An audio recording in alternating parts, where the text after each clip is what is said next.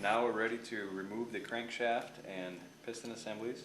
You'll need to take off the suction manifold by removing the three 5mm bolts on top.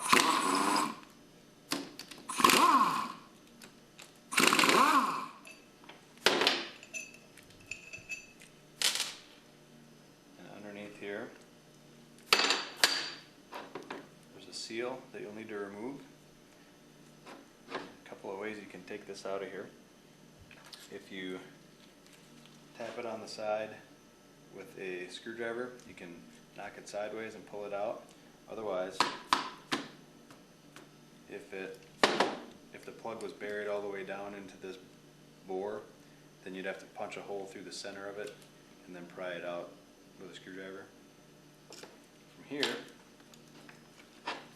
we'll remove the snap ring that holds in the crankshaft.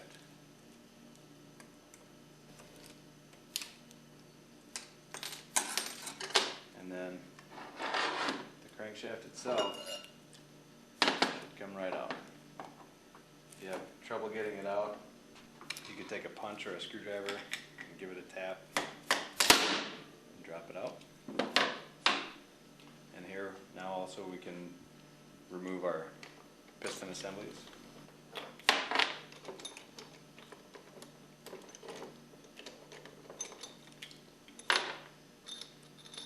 Piston rings will come out with them,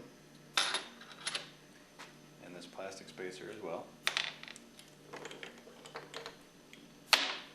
Now, if you need to change out a piston, you'll need to tear the pump down this far, and you'll need to disassemble this piston assembly by removing the retaining ring that's in here, and then tapping out this pin from the other side.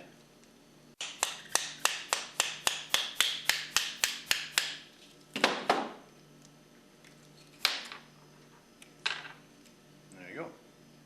Repeat this process for the other two pistons if necessary.